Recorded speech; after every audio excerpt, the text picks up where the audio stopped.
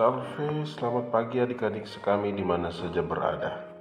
Kembali lagi pada pagi hari ini kita mendengarkan Doremi, doa dan renungan misioner, edisi hari Kamis 2 Februari 2023 bersama Kakak Herman. Adik-adik yang terkasih, mari kita mengawali renungan kita dengan doa. Marilah berdoa. Dalam nama Bapa dan Putra dan Roh Kudus. Amin. Allah yang Maha Kasih, kasih-Mu senantiasa mengalir di dalam setiap langkah hidup kami. Kami bersyukur bahwa pagi ini kami boleh bangun dengan semangat yang baru untuk memulai segala aktivitas kami hari ini.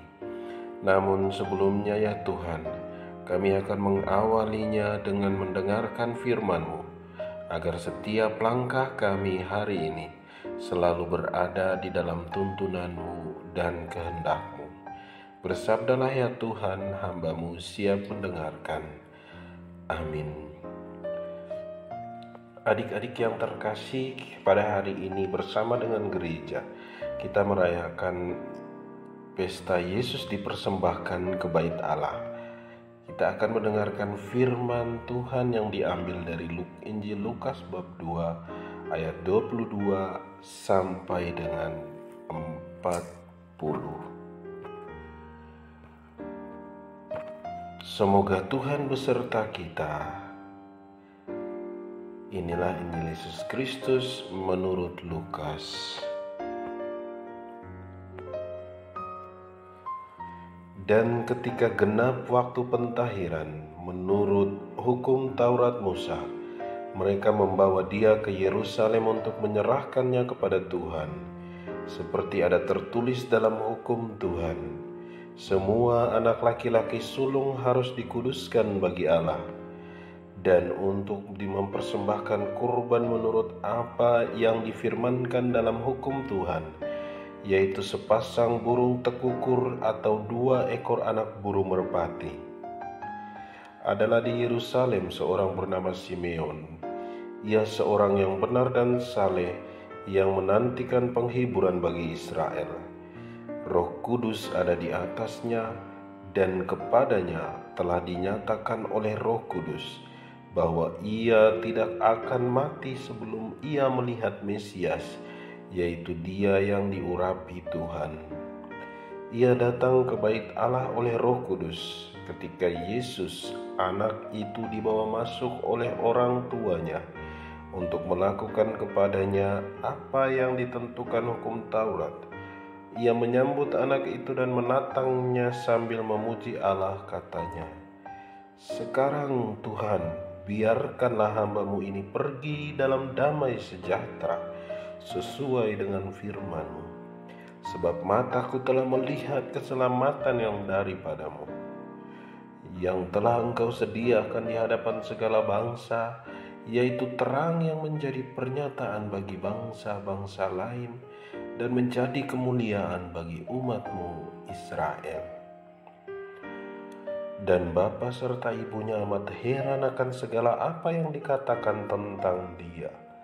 Lalu Simon memberkati mereka dan berkata kepada Maria, ibu anak itu, "Sesungguhnya anak ini ditentukan untuk menjatuhkan atau membangkitkan banyak orang Israel, dan untuk menjadi suatu tanda yang menimbulkan perbantahan. Dan suatu pedang akan menembus jiwamu sendiri, supaya menjadi nyata pikiran hati banyak orang." Lagi pula di situ ada Hana, seorang nabi perempuan, anak Fanuel dari suku Asyir. Ia sudah sangat lanjut umurnya. Sesudah kawin, ia hidup 7 tahun lamanya bersama suaminya. Dan sekarang ia janda dan berumur 84 tahun.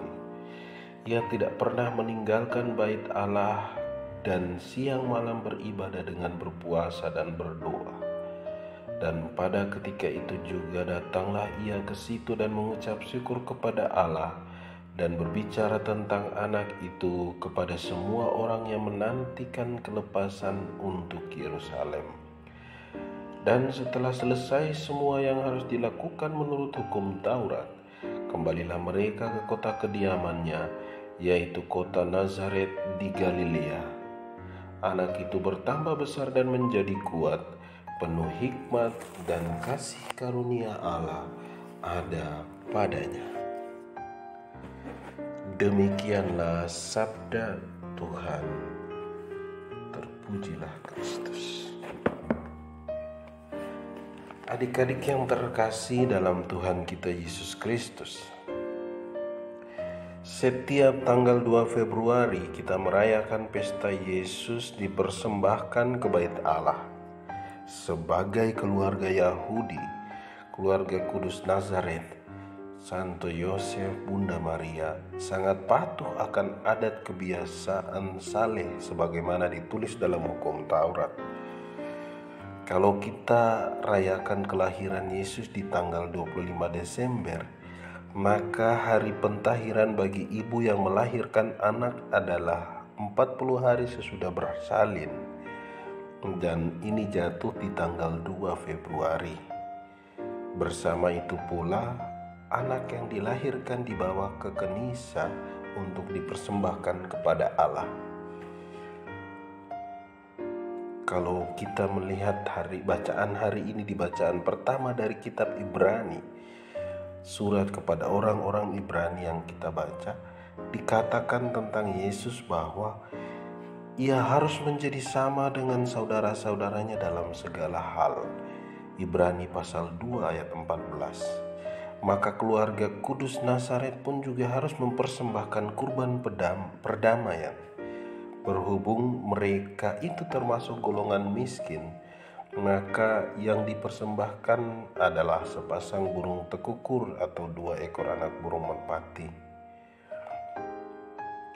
Kita kenang peristiwa Yesus dibawa ke Kenisa, tetapi sebenarnya dalam arti yang dalam, Yesus yang memasuki Kenisa itu mau menjumpai umatnya yang percaya kepadanya. Maka dalam peristiwa ini, didorong oleh Roh Kudus, Simeon, seorang yang benar dan saleh yang menantikan penghiburan bagi Israel, setelah terpuaskan harapannya untuk melihat Mesias, ia berkata, "Sekarang Tuhan, perkenankanlah hamba-Mu berpulang dalam damai sejahtera." Dan di dalam bacaan yang tadi kita dengar, disebut juga ada orang lain yang menunggu dan menanti kedatangan Yesus Kristus, yakni Hana. Ibu tua ini seorang janda. Ia tidak pernah meninggalkan bait Allah dan siang malam ia beribadah dengan berpuasa dan berdoa. Kalau kita menempatkan diri kita di dalam bait Allah dan menyaksikan peristiwa bersejarah itu, apa kiranya yang dapat kita pelajari sebagai teladan bagi kita? Adik-adik yang terkasih dalam Kristus, waktu kita masih usia bayi dan digendong oleh mama papa, kita selalu dibawa ke gereja. Kalau kita menangis, pasti papa atau mama akan berusaha menenangkan kita. Mama papa pasti selalu mendorong kita untuk mengikuti kegiatan Bina Iman hari Minggu, agar kita tetap bisa berada di dalam lingkungan gereja dan berada dekat dengan Tuhan. Nah, ini adalah salah satu bukti bahwa mama papa kita sudah mempersembahkan kita kepada Allah dan membuat kita terus berada di dalam, mendorong kita terus berada di dalam ajaran dan tuntunan Tuhan. Nah, kalau papa mama sudah mempersembahkan kita kepada Allah, maka sekarang tugas kita adalah terus berada di dalam bait Allah, seperti Simeon dan Hana yang senantiasa menantikan bayi Yesus Sang Mesias di bait Allah. Caranya bagaimana, adik-adik yang terkasih?